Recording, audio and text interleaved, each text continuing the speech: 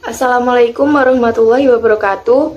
Di sini kami dari kelompok 1 kelas 2024D akan mempresentasikan mengenai elemen dan struktur teori akuntansi. Sebelumnya, perkenalkan anggota kelompok kami terlebih dahulu. Yang pertama ada Tria Kurniasari dengan 3 digit NIM terakhir 058. Lalu ada Sherly Kamalinda dengan 3 digit NIM terakhir 126. Rajeng Dian Vita Azalia dengan 3 digit NIM terakhir 200. Nurrahmatul Ulumnya dengan 3 digit NIM terakhir 230. Dan Atia Putri Mumtaza dengan 3 digit NIM terakhir 279. Baik, untuk materi yang pertama adalah teori akuntansi. Teori akuntansi sendiri adalah kerangka konseptual yang menjadi landasan dalam menjalankan praktik akuntansi. Hal ini membantu dalam memahami alasan dibalik setiap langkah keuangan yang dilakukan oleh individu maupun organisasi. Pengertian teori akuntansi juga dapat dilihat dari sudut pandang sains atau teknologi. Teori akuntansi sebagai sains adalah seperangkat konsep, definisi, dan proporsi atau pernyataan yang saling berkaitan secara sistematis yang diajukan untuk menjelaskan dan memprediksi fenomena akuntansi yang menjadi perhatian seperti keputusan atau perilaku pihak manusia yang berkepentingan dengan akuntansi. Sedangkan teori akuntansi sebagai teknologi adalah proses penalaran untuk menjustifikasi kelayakan praktik atau prinsip akuntansi tertentu. Teknologi melekat pada perekayasaan pelaporan keuangan yang didokumentasikan dalam bentuk kerangka konseptual. Selanjutnya ada jenis-jenis teori akuntansi. Pertama ada teori positif. Teori ini lebih mengamati dan menggambarkan apa yang terjadi dalam praktik akuntansi. Dan yang kedua ada teori normatif, yaitu memberikan panduan atau pedoman etis dalam penyusunan laporan keuangan. Yang ketiga ada teori kontemporer. Teori ini mengintegrasikan teknologi dan mengantisipasi perkembangan baru dalam dunia bisnis. Yang keempat, ada teori kritis. Teori ini melihat sisi kritis dalam peran akuntansi dalam masyarakat. Yang kelima, ada teori konstruktif, yaitu berfokus pada proses pembentukan ide dan pandangan baru dalam ilmu akuntansi. Yang keenam, ada teori semantik, berfokus pada interpretasi dan pemahaman yang benar terhadap konsep-konsep akuntansi. Dan yang terakhir ada teori pragmatik. Teori ini menekankan pada relevansi dan kegunaan prinsip-prinsip tersebut dalam pengambilan keputusan bisnis. Selanjutnya adalah pemikiran mengenai konsep akuntansi. Konsep akuntansi. Sebelum membahas konsep akuntansi, kita bahas terlebih dahulu arti kata dari konsep. Konsep dapat diartikan sebagai sebuah pemikiran atau ide yang menjadi dasar pemahaman atau pengembangan sesuatu. Begitupun dalam akuntansi juga terdapat sebuah konsep. Yang pertama misalnya pada konsep dasar akuntansi. Sesuai dengan namanya, konsep dasar akuntansi merupakan ide-ide yang menjadi landasan dalam mencatat, mengolah, dan menyajikan informasi keuangan yang akurat dan juga relevan. Kemudian, selain konsep dasar akuntansi, juga terdapat konsep akuntansi, yaitu merupakan gambaran rumus umum yang menjadi landasan atau pedoman dalam menyusun berbagai macam jenis persoalan keuangan. Jadi, dalam akuntansi terdapat sebuah konsep yang ini digunakan sebagai landasan ketika melakukan proses akuntansi nantinya. Tujuan dari dibentuknya sebuah konsep akuntansi ini adalah untuk memberikan informasi berupa laporan keuangan yang memuat posisi keuangan, kinerja usaha, dan juga perubahan posisi keuangan. Macam-macam dari konsep akuntansi, yang pertama ada akrual, yaitu pendapatan dan beban diakui saat terjadi, bukan saat kas diterima atau dikeluarkan. Contohnya adalah penjualan barang atau jasa diakui begitu transaksi terjadi, meskipun pembayarannya belum diterima. Yang kedua ada dasar kas, yaitu transaksi dicatat saat uang tunai berpindah tangan. Contoh kegiatannya adalah pembayaran gaji karyawan dicatat pada saat uang sudah benar-benar diterima atau dikeluarkan. Ketiga, ada kesatuan usaha. Jadi maksudnya adalah keuangan perusahaan dipisahkan dari keuangan pribadi dari pemilik perusahaan. Keuangan perusahaan sendiri terpisah dari pemilik, karyawan, dan juga direksinya. Perusahaan dianggap sebagai entitas yang mandiri. Yang keempat, ada kesinambungan. Artinya adalah diasumsikan perusahaan akan terus beroperasi dalam jangka waktu yang lama. Laporan keuangan yang disusun secara periodik memungkinkan perbandingan, memberikan informasi mengenai kemajuan atau kemunduran dari usaha. Yang kelima, ada penetapan beban dan pendapatan atau matching konsep. Di sini maksudnya adalah pendapatan dicocokkan dengan beban dalam periode yang sama. Contohnya adalah biaya produksi diakui bersamaan dengan pendapatan dari penjualan produk. Kemudian, yang keenam ada harga perolehan. Artinya, aset dicatat berdasarkan biaya perolehannya. Contoh, harga perolehan suatu mesin mencakup tidak hanya harganya, tetapi juga biaya pemasangannya.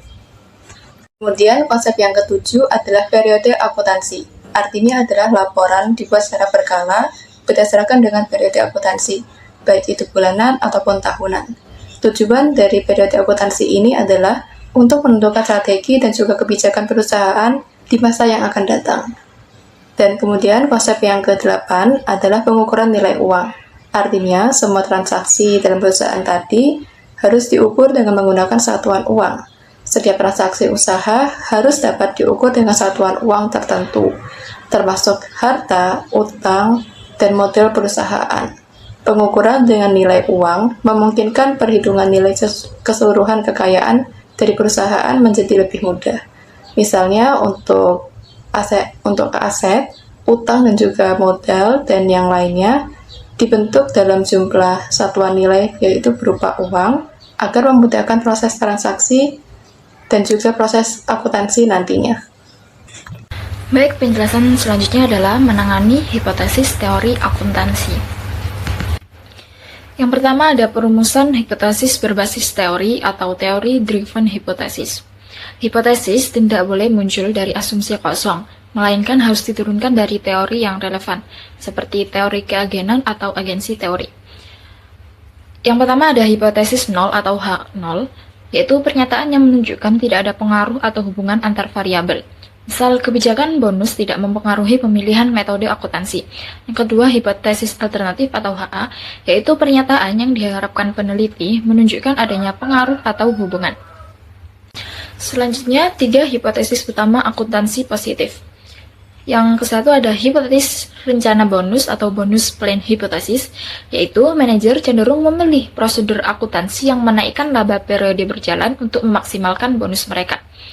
Yang kedua, hipotesis perjanjian utang atau debt covenant hypothesis, yaitu perusahaan dengan rasio utang atau ekuitas yang tinggi cenderung memilih metode akuntansi yang menggeser laba masa ke depan periode sekarang untuk menghindari pelanggaran perjanjian utang. Yang terakhir ada hipotesis biaya politik atau political cost hypothesis, yaitu perusahaan besar cenderung memilih metode akuntansi yang menurunkan laba untuk mengurangi sorotan publik atau biaya politik seperti pajak dan regulasi. Selanjutnya, pengembangan kerangka berpikir dan pengujian empiris. Yang pertama ada pengumpulan data empiris, menggunakan data laporan keuangan seperti total akrual untuk menguji perilaku manajer. Yang kedua, pengujian statistik, yaitu menentukan batas kritis atau tingkat signifikansi dan melakukan analisis regresi untuk menguji apakah H0 ditolak atau diterima. Selanjutnya adalah analisis hasil dan kesimpulan. Yang pertama ada interpretasi data. Apakah hasil empiris mendukung atau menolak hipotesis yang diajukan? Yang kedua ada implikasi atau teori. Menjelaskan mengapa hipotesis diterima atau ditolak dalam praktik yang nyata. Selanjutnya ada membedakan dengan pendekatan normatif. Penting untuk menjelaskan bahwa teori positif menangani hipotesis dengan menguji apa yang terjadi atau fakta, berbeda dengan teori normatif yang menjelaskan apa yang seharusnya terjadi atau tidak dapat diuji secara empiris. Konsep penemuan teori akuntansi. Yang pertama, konteks praktek bisnis. Pada awalnya, akuntansi tidaklah lahir dari teori, tetapi dari kebutuhan pedagang untuk mencatat setiap transaksi yang terjadi pada bisnisnya. Aktivitas ini mulai dari jual beli, utang piutang, dan juga perhitungan laba, yang menuntut adanya sistem pencatatan yang rapi agar tidak terjadi kerugian maupun kecurangan. Dari kebutuhan inilah berkembang sistem pembukuan berpasangan atau yang disebut dengan double entry. Pada masa itu, double entry dikenalkan oleh Luca Pacioli. Yang intinya, akuntansi ini lahir dari praktek, kemudian disusun teori untuk menjelaskan dan menyempurnakan praktek tersebut. Yang kedua, konteks ekonomi. Ketika revolusi industri dan perusahaan besar mulai berkembang, transaksi bisnis menjadi semakin kompleks. Investor membutuhkan informasi keuangan untuk menilai kinerja perusahaan, menentukan investasi, dan juga memprediksi laba pada masa depan. Hal inilah yang mendorong munculnya konsep pengukuran laba, penilaian aset dan kewajiban, penyusunan laporan keuangan. Yang ketiga, konteks hukum dan regulasi. Karena banyaknya terjadi kecurangan maupun skandal keuangan menyebabkan pemerintah ikut campur melalui hukum dan regulasinya. Nah, agar laporan keuangan ini tidak menyesatkan, dibutuhkan juga standar resmi seperti SAK, IFRS, dan GAAP. Untuk menyusun standar tersebut juga diperlukan teori yang menjadi dasar logis dan konseptualnya akuntansi.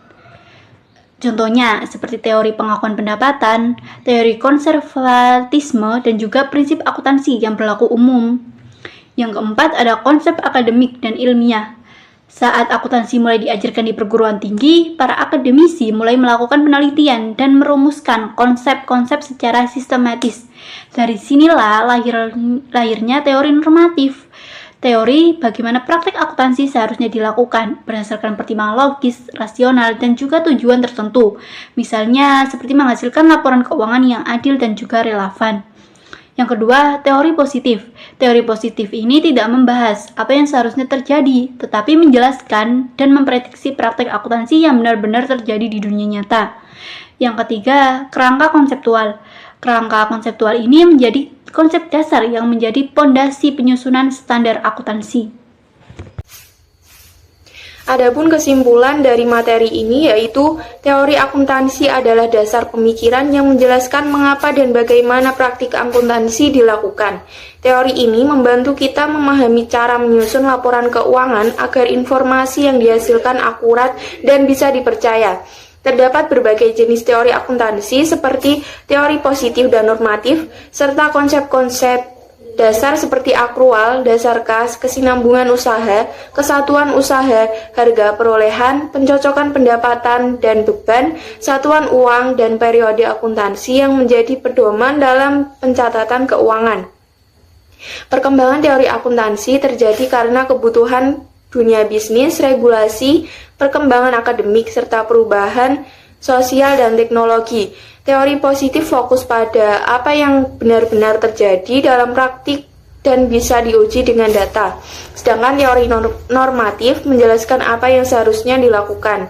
Secara umum, teori akuntansi sangat penting agar laporan keuangan dapat digunakan dengan baik untuk mengambil keputusan yang tepat. Sekian presentasi dari kami, mohon maaf apabila terdapat salah kata. Terima kasih. Wassalamualaikum warahmatullahi wabarakatuh.